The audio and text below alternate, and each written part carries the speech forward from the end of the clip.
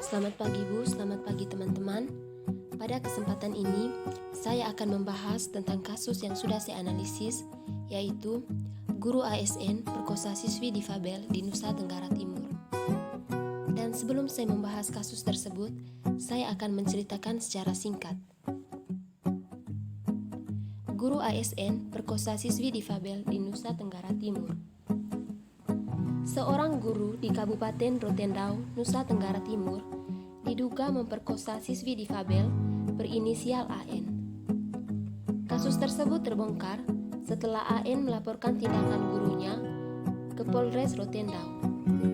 Dilansir dari kompas.com, Kasubag Humas Polres Rotendao, AN diperkosa di hutan yang tak jauh dari sekolah. Kejadian tersebut bermula ketika TU membonceng AN dari asramanya menuju BA ibu kota Kabupaten Rotendao. Ketika itu, mereka hendak membeli bakso. Setelah membeli bakso, TU membonceng korban kembali ke asrama. Namun, sesampainya di hutan dekat asrama, TU mengarahkan sepeda motor ke hutan. Tiba di hutan, TU berhenti dan mematikan mesin sepeda motornya. Pria yang berprofesi sebagai guru aparatur sipil negara atau ASN tersebut memarkir kendaraannya dan menyuruh korban turun, kemudian melakukan tindakan pelecehan terhadap korban.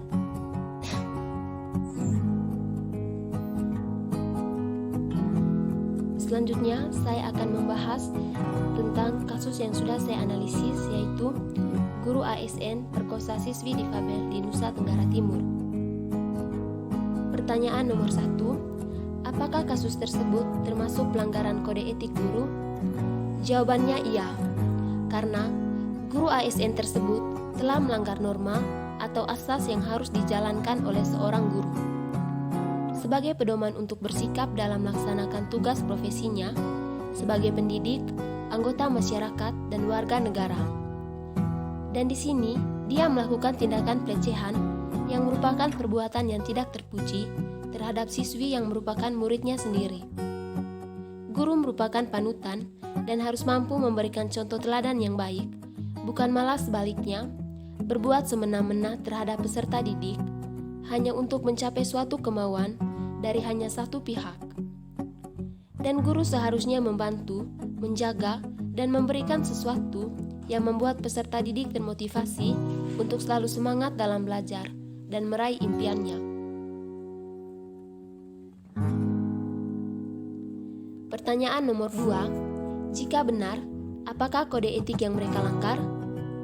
Kode etik yang dilanggar oleh guru ASN tersebut yaitu hubungan guru dengan peserta didik yang tertuang dalam pasal 6 yang berbunyi, pertama, guru menjalin hubungan dengan peserta didik yang dilandasi rasa kasih sayang dan menghindarkan diri dari tindak kekerasan fisik yang di luar batas kaidah pendidikan.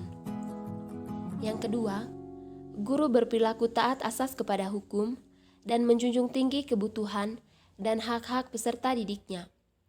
Yang ketiga, guru tidak menggunakan hubungan dan tindakan profesionalnya kepada peserta didik dengan cara-cara yang melanggar norma sosial, kebudayaan, moral, dan agama.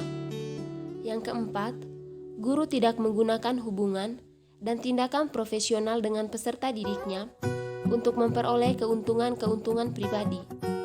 Dan yang terakhir, guru secara perseorangan atau bersama-sama, secara terus-menerus, berusaha menciptakan, memelihara, dan mengembangkan suasana sekolah yang menyenangkan sebagai lingkungan belajar yang efektif dan efisien bagi peserta didik.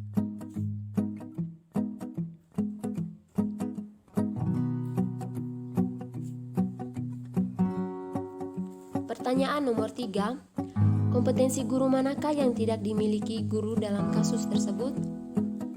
Kompetensi yang tidak dimiliki oleh guru dalam kasus tentang guru ASN perkosa siswi difabel di Nusa Tenggara Timur yaitu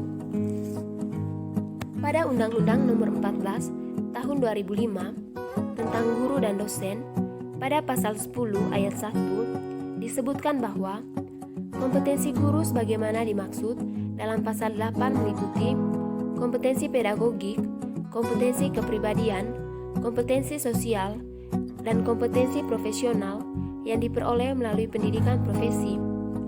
Dan kompetensi yang tidak dimiliki oleh guru dalam kasus tentang guru ASN perkosa siswi difabel di Nusa Tenggara Timur yaitu: yang pertama, kompetensi kepribadian.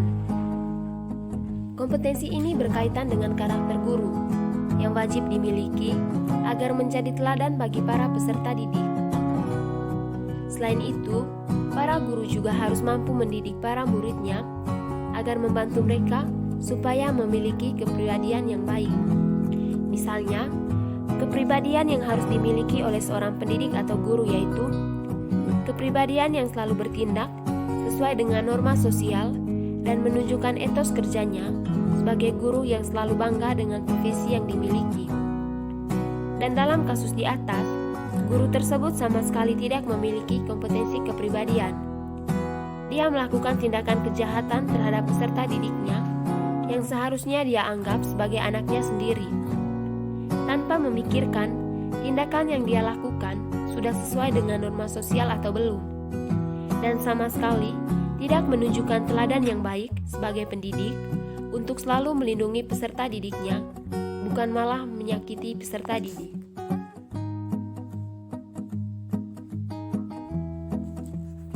Yang kedua, kompetensi sosial. Kompetensi ini berkaitan dengan kemampuan guru untuk berkomunikasi secara efektif dengan peserta didik, tenaga kependidikan, orang tua atau wali peserta didik, dan masyarakat sekitarnya.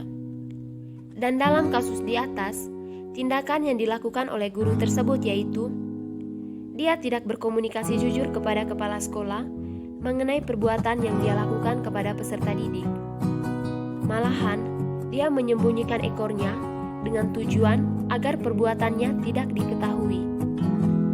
Akan tetapi, korban menceritakan apa yang dia alami kepada orang tuanya, sehingga orang tuanya melaporkan guru tersebut kepada pihak berwajib agar guru tersebut bertanggung jawab dengan perbuatan yang dia lakukan terhadap peserta didiknya dan mendapatkan hukuman yang setimpal dengan perbuatannya itu. Yang ketiga, kompetensi profesional.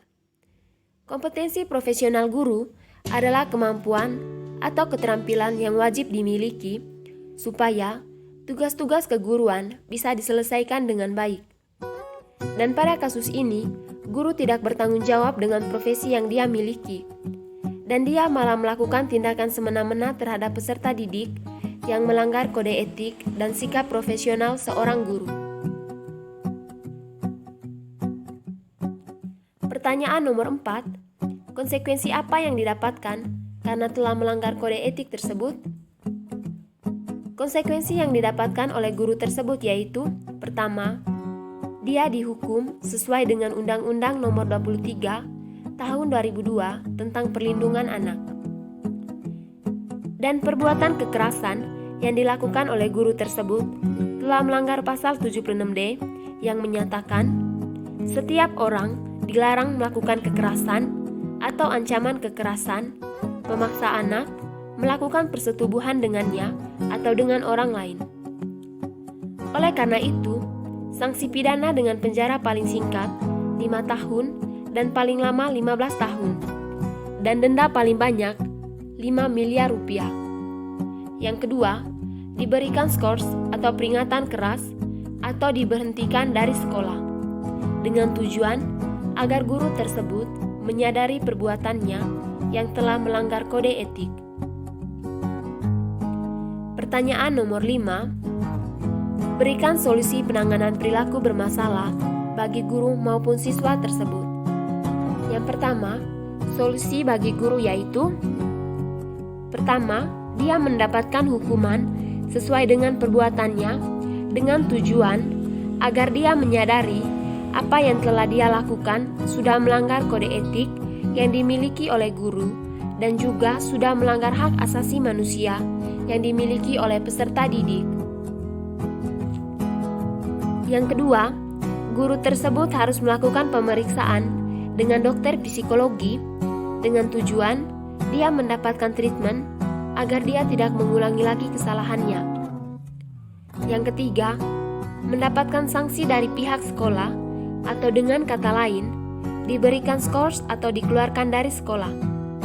Dengan tujuan agar dia tidak mengulangi lagi kesalahannya dan apa yang dia lakukan membuat peserta didik merasa tidak nyaman dalam hal belajar dan membuat mereka merasa trauma, sehingga mereka selalu merasa takut, khususnya bagi korban.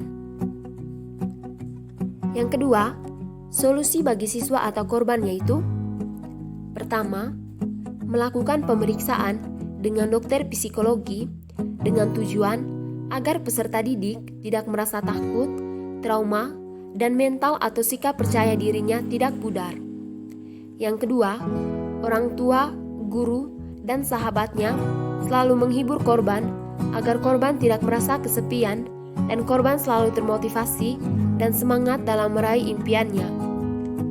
Yang ketiga, guru memberikan kenyamanan dalam hal belajar mengajar agar korban tidak merasa trauma atau dengan kata lain, merasa takut untuk mengikuti pembelajaran di dalam kelas.